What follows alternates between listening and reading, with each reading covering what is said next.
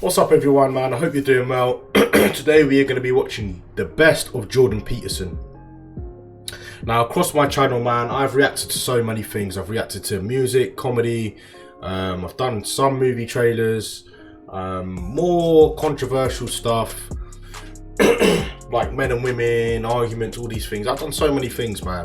But I must say, Jordan Peterson videos have been very influential in my life, man, and I've watched quite a few of his stuff, especially on YouTube, man, and the guy is a saint in my eyes. Like, don't get me wrong,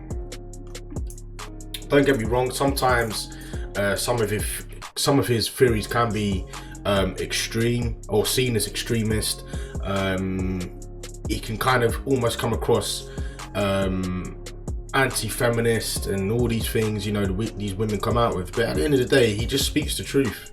And he's honest at most of the time. He is honest. He is honest on camera. He's honest in interviews, and he says it how it is. And but some of the advice and stuff that he gives to men and women in the Western world and Western society, man, is saying. And the thing is, he said before that there wasn't a patriarchy, and he said all these things when there was, but he said these things. But I just think the guy is just so knowledgeable, man, and he's so interesting to listen to.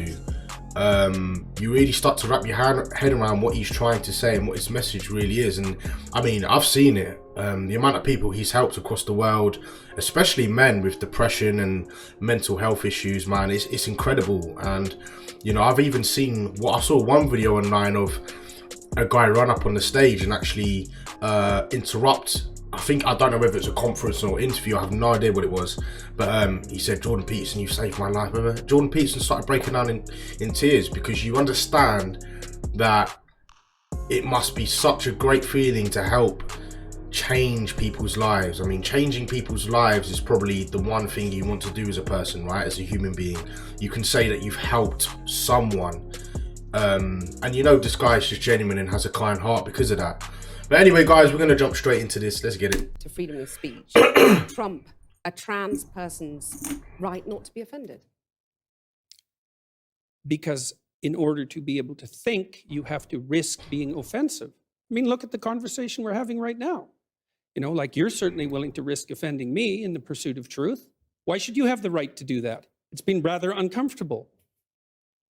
You've connected a lot with a lot of young men, lots of different people, but young men particularly seem to, find something in your message. Yeah. I'm a young man. I'd like to be improved, please. Yeah. I want to stop being a pathetic weasel. Yeah, that would be good. Clean up your room. I don't know how you can go out and protest the structure of the entire economic system if you can't keep your room organized. What are the limits of that idea, though? Because you can have a lovely clean room, but if for my generation, we're looking down the barrel of climate change, we can't afford a house, some people can't get work, university education's unaffordable. Like, there are these huge, massive problems in society and the political economy that are also going to, screw us over in the big picture that the clean room isn't going to necessarily fix. If you're going to fix complicated problems, you have to learn how to fix simple problems first. I want to know, what is your answer to young people for some of the really big problems facing humanity, like the climate catastrophe, like economic crisis, like the precarious job market? Because they just don't, you talk all this much about individual responsibility. Most of us are never going to be able to afford to have all of these assets to have responsibility over. So what is your advice beyond banal comments like clean your room? It's actually rather difficult to answer a question that ends with your comments are banal. Politely. I would consider that more of an opinionated personal and political statement than actually a question. So why don't you try reformulating that so that there's an question? A trans woman is a real woman. Gift diggers, Christmas archaeologists, seeking a rare breed. I don't really like the way those questions are formulated. I don't know what that means. What do you mean, a real woman? I'm asking you, in your mind, it depends what you think a real woman is, but do you think a trans woman is a woman? No. See, the thing is, they get someone like him on these shows, right, to interview him about his views and what he's come out with, right? And then he gets slated for what he says. It's like, yeah, but she's the one that's asking the questions. You're the one that's asking the questions, and then you're slamming me for giving my judgment or my biased opinion on it. Like it. Why not? Because I think that women are capable, generally speaking, of having babies, and they have female genitalia, and they have an XX chromosome, and I think the biological markers are relevant. Interested in people being able to have different choices and having equality of outcome. Aha, well, so the overwhelming proportion of people who are in prisons are male.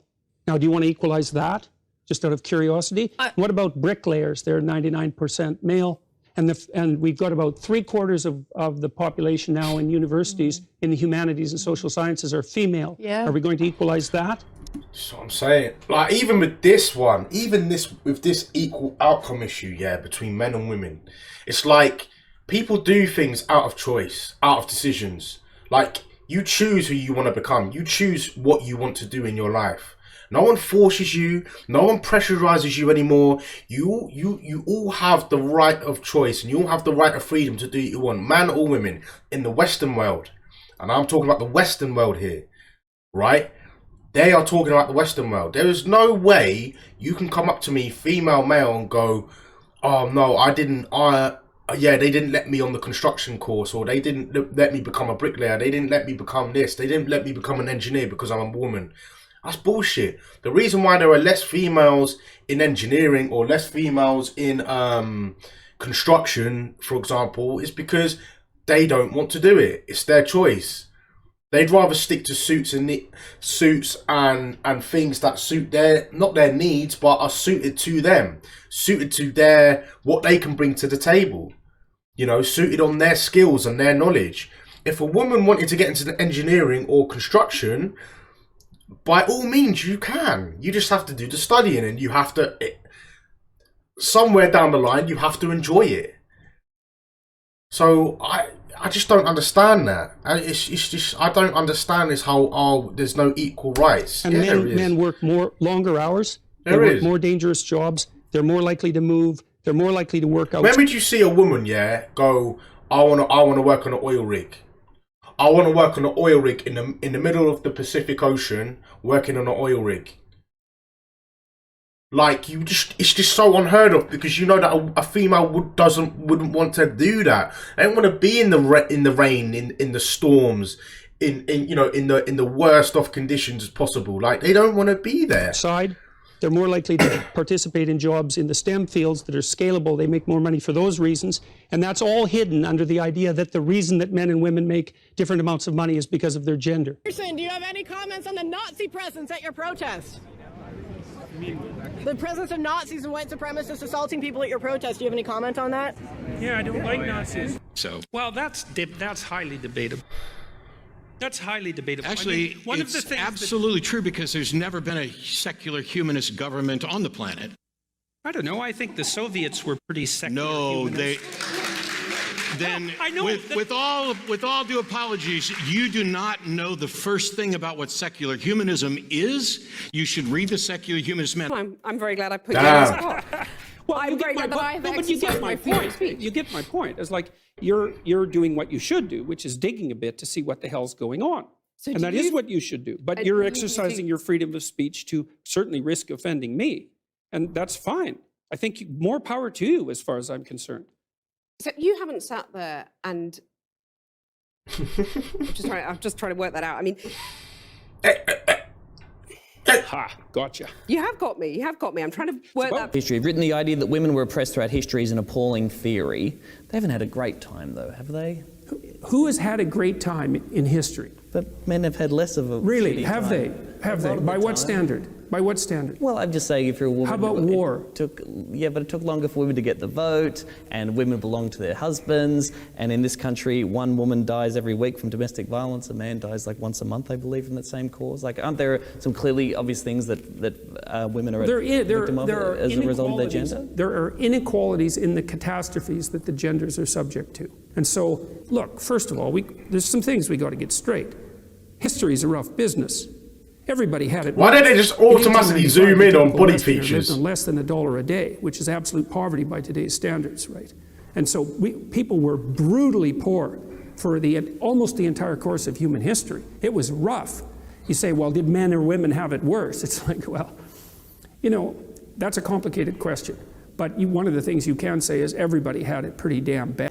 Marxists say, well, that wasn't real Marxism. What it really means, and I've thought about this for a long time, it's the most arrogant possible statement anyone could ever make. It means if I would have been in Stalin's position, I would have ushered in the damn utopia instead of the genocidal massacres, because I understand the doctrine of Marxism and everything about me is good. It's like, well, think again, sunshine. I'm not suggesting in the least, and have never suggested, that there's no domain for social action. I'm suggesting that people who don't have their own houses in order should be very careful before they go about reorganizing the world, which happens in many ways. I see a backlash against masculinity. That is true. And a sense that there's something toxic about but what is this idea of being over? Why is it's literally a figure of speech, bro? Like the fact that some of these people take this shit literally.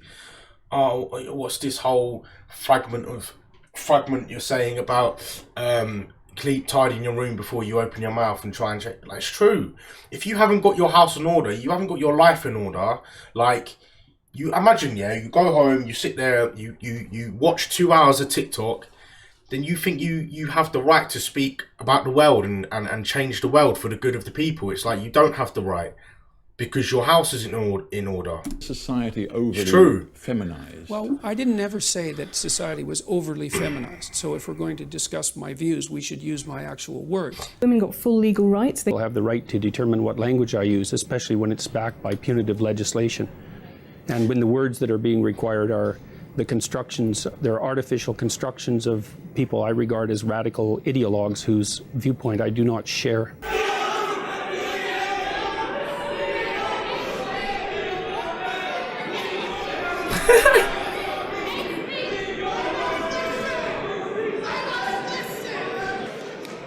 That's pure narcissism at work, by the way. A question for Professor Peterson.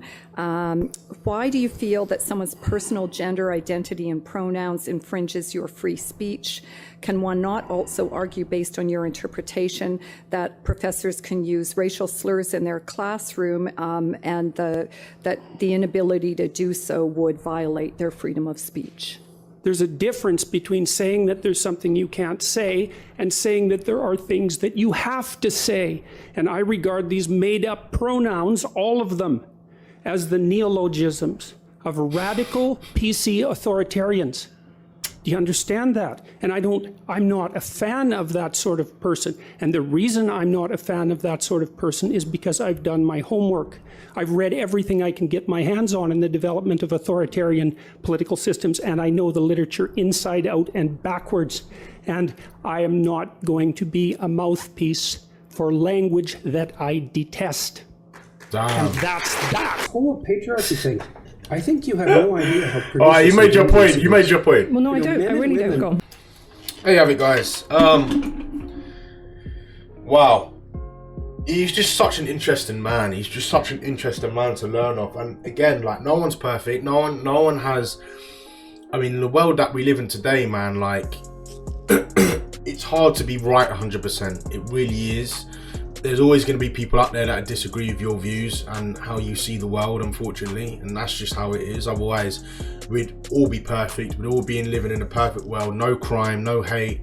No one's different. Everyone's the same. But we're all unique at the end of the day. We all have our own views. We have our own experience of life. And you can either agree with someone, choose to stick with that person. And again, yeah, it's good to learn off different role models and big names in the world. It absolutely is good to gain as much knowledge as possible, so you can have a main outcome, and you can have a main point of view and a main kind of view of the world and how you see it. Now, your opinions, ideas, views are always going to change. They will, as we get older, they're always going to change. And what you see in the world, what you think's right from wrong. You know, his views.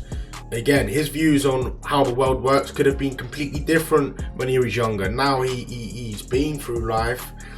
He's helped so many people. He probably has different views today. There are probably some things that he's said in the media that he regrets saying. So But I like to focus on the positives of things and what he actually does and what he's trying to do, especially for our generation. But yeah, guys, man, if you want more Jordan Peterson videos, let me know. I've reacted to some of his other stuff on this channel as well, but let me know, guys. We react to so many random things on this channel, man. You know, I really do need to start trying to nail down on a certain topic or subject at the moment, but it's just hard trying to find a niche at the moment. So let me know in the comment section what kind of topics or niches you think I should get into.